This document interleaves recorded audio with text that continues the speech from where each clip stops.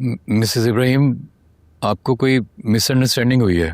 वो love letter मैंने नहीं लिखा था।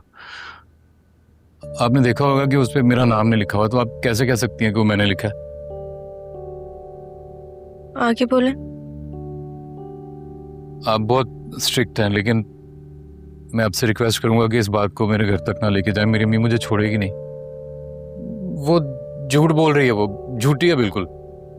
कौन? वो नीलोफर जैदी। वो लव लेटर मैंने उसे नहीं लिखा था। वो पकड़े जाने पे मेरा नाम लगा रही है। मेरे पास सबूत है कि वो लव लेटर आपने ही लिखा था।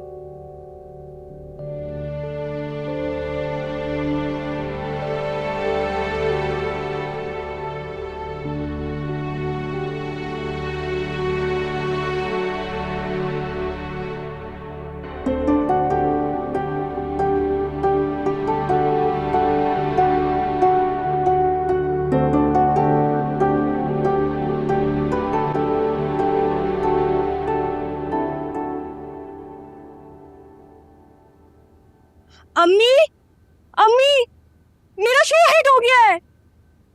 My show is unstoppable now. अम्मी,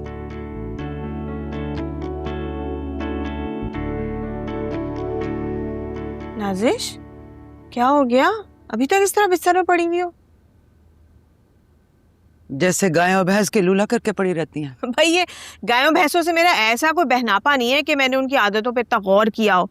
मगर हाँ, एक बात है, भैंसें जो है वो हर वक्त रेस्ट करती रहती हैं, बहुत सुस्त होती हैं।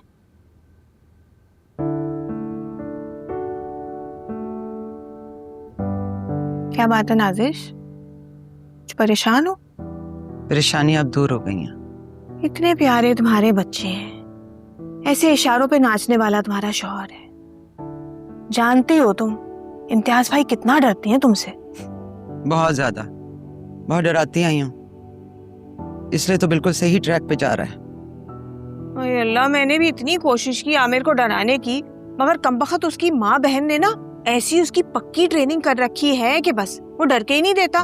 जब भी हमारी लड़ाई होती है ना, बिल्कुल अपनी माँ बहन की तरह मुझसे लड़ने मरने पर उतर आता है। अजीब चीज है ये घरदारी, और उससे भी ज्यादा अजीब है शादी।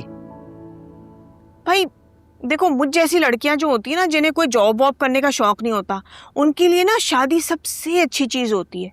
मैं तो हमेशा से ये चाहती थी कि बस कोई मुझे खिलाए और मैं खाऊं। हालांकि पता है, जब भी कभी आमिर पर तंगी हुई ना, उसने मुझसे हमेशा ये कहा कि भाई तुमने उर्दू में एमए कर रखा है फर्स्ट डिवीजन में, अब तुम एमएड कर लो तो फिर मैं किसी से कह सुनकर तुम्हें गवर्नमेंट की जॉब दिलवा दूंगा। मैंने तो आमिर की ये बात हमेशा एक कान से सुनी और दूसरे कान से निकाल दी। मुझे नहीं करनी नौकरी वोकरी, कौन अपना भेजा फ्राई करे। खुदा की कसम भाई, मैं तुम पर तंज नहीं कर रही थी, मैं बस अपने बारे में बात कर रही थी। अच्छा भाई सुनो, कल रात को तुम बहुत देर से आई। पता है मुझे कैसे पता चला?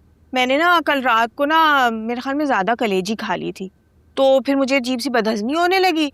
तो मैंने सोचा कि ना नमक वाला पानी लीमू के साथ बनाकर पी लूं, तो वही मैं किचन में बना रही थी। उसके बाद मैं जब कमरे की तरफ जा रही थी तो मुझे तुम्हारी गाड़ी रुकने की आवाज आई।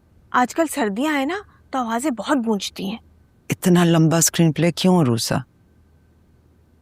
तुम्हारे इतने लंबे भाषण पे मेरी सिर्फ एक लाइन है, सुन लोगी?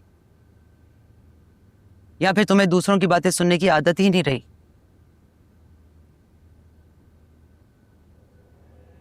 मैं इम्तियाज को छोड़ रही हूं, पक्का पक्का।